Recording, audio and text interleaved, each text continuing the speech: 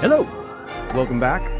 This is Artist in Residence, Living Creatively in the Middle. I'm Jason Alberty. I'm speaking, as always, with entrepreneur and producer Gerard Estella. We talk about what it's like to be an artist professionally and live creatively in the middle of everything. My question for you today, as a producer, Okay. how is it that you judge an artist's worth? Oh, wow. Good question. And I'm going to have to do a little backtracking here because I'm going to have to explain what a producer is. Yeah. Okay. No insult intended, but I'm old as dirt. So uncool. Okay. So in my day, a producer worked for the label.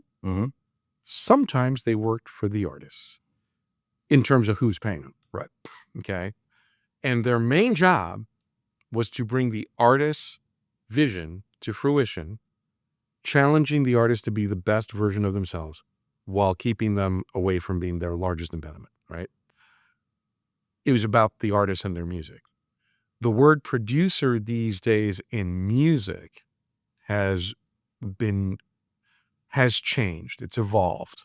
So a producer in the modern music industry might be the person who writes the tune, engineers it, tracks it. They bring in some artist to sing on it, but it's really their track, right? There's other types of producing where you're the producer, but you're also the beat maker. You make the tracks, you make the sound, whatever. And the artist comes in and does their thing. There's the producer that might write a lot of the songs, right? In the good old days, there were songwriters, there were labels, there were producers, there were recording companies, and there were artists.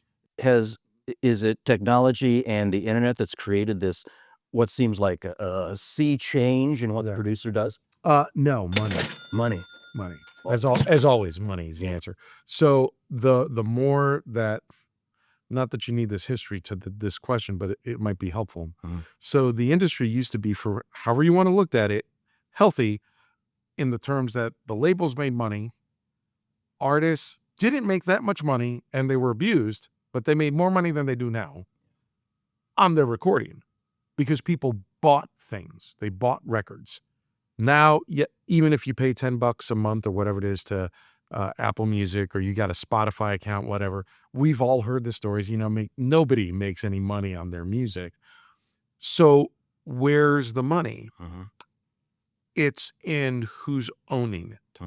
Okay. So producers used to get paid either a flat fee or like some stuff, like when I got started, it was a flat fee plus a percentage on the back end of sales and all the rest. And that actually came out of the artist, at the end of the day, because it's the artist's music, but everybody takes their cut, label, the producers, whatever, investors, whatever. But it becomes one, like, who's the songwriter? Who owns the publishing? All the rest of that. Well, that's what made it where producers, to be able to make a living, because nobody buys anything, right? Is it the merchandise? So if you hear this term 360 deals, that's where you might know the term, look it up. Don't sign one, whatever you. I'm just saying don't. It means that the label or the agency or whatever is going to take some of your publishing, they're going to take some of your royalties, and they're going to take your merchandise, and they're going to take your live gate. Anything you do, they take a piece of it because nobody buys the recordings anymore, right? So when you say, does a producer, how do you choose if an artist is good or not, right? If I'm producing the way that I do, where my job is to develop that artist, give them the opportunity to be the best version of themselves musically or artistically, while preventing them from being their biggest impediment, right? I have to believe in them, because my real job is this. When the artist doesn't believe in themselves, they need to know that I do, and they trust me enough to keep going. So when they say, that's not my song, that's not my key, I don't know if I can, I don't sound good. I don't know this message, maybe that lyric's too hard, all of that stuff. If I believe in them, then my job is to make them believe in themselves too, right? At the same time, I have to make them stop being asses of themselves. Real nice. You haven't proven a damn thing. This is your first song, or this is your 100th song that nobody's heard the first 99. Doesn't matter, right? This is a commercial project, right? I'm producing them. So what it comes down to is very simple. This, I have to hear something in the artist that makes me go, they have something unique to tell the world. Because their art, and the only thing that I can judge is how it moves me. Yeah. That's it. Nothing else. I don't care how many followers I was about to say Facebook. That shows how old I am. Because you only are on Facebook if you're over 70 or 90 or whatever it is these days.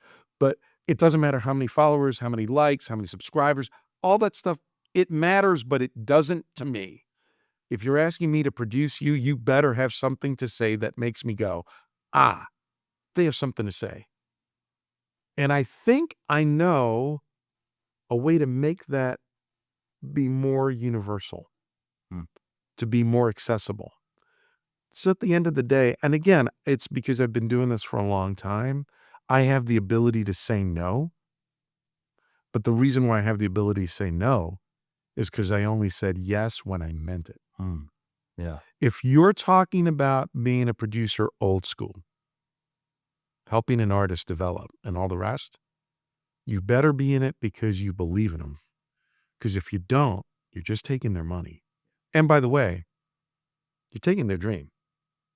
Don't ever forget, the whole reason why the music industry sucks, because it's based on people's desires and dreams, even when they're not good enough, even when they aren't unique enough. But their friends, their family, their church group, it doesn't matter, will be like, you are the best, because they are to them. I have to listen to it and go, are they the best to me? Can they be the best? Are they there? Is there some spark there? If there isn't, do them a favor and say, hey, you might want to find somebody else, but this is what I think. And they will throw stuff at you, possibly. It's never really happened where they threw anything at me. But I've had people who were like, who the f are you? Excuse the expression. Or we're going to have that out, I guess. And I'm like, I'm nobody, but I'm every listener who feels the way I do. I have a trained ear, trained not by academics, by experience. I have a training by doing. So I have my interpretation, my instinct. I have made the wrong call as often as I've made the right one. The only right calls that I need to make sure I do as often as humanly possible correct is taking somebody on or not, because that's what I have to look at. I know I'm repeating myself, but I must believe in them. Now, if I'm a new school producer and I'm bringing you in to sing on a track, well, hell, now this is old man rant.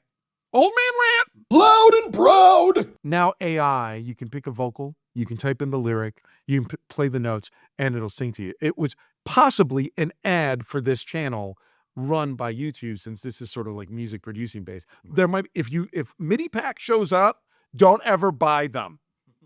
Stupid. Learn how to play. You know how you learn how to play? Sit down. Don't go, I need to know what a G minor 7 with suspension is.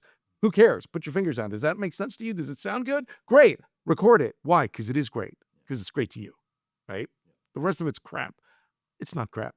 The rest of it's technique. It's craft. You get that as you grow older and as you spend time in it. But if you want to be a newfound producer, and I've got this and I got that, do me a favor. Try being an artist first. Be the artist first. Believe in yourself enough to do what you're doing, but put your name on it and put yourself out on that. Then ask somebody to come in and put the finishing bit top on what you are. Because is that them or is that you? Right. New school producing should be done absolutely It should be done with an old school attitude. Man, you got something. I know what I can do to elevate, to move that forward, to move that center.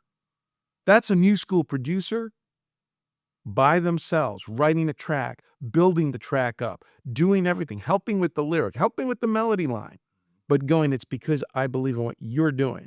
If that's not the case, start by doing it for yourself. Then you'll find out how hard it is to be that vulnerable. Yeah. Perfect. Perfect. Harsh truth. Harsh truth from artist in residence, living creatively in the mix. Occasional F-bomber. I am Jason Alberty, talking always with Gerard Estella. If you have any questions at all, please leave them in the comments section. We'll get to them as soon as possible. Have a great rest of your day.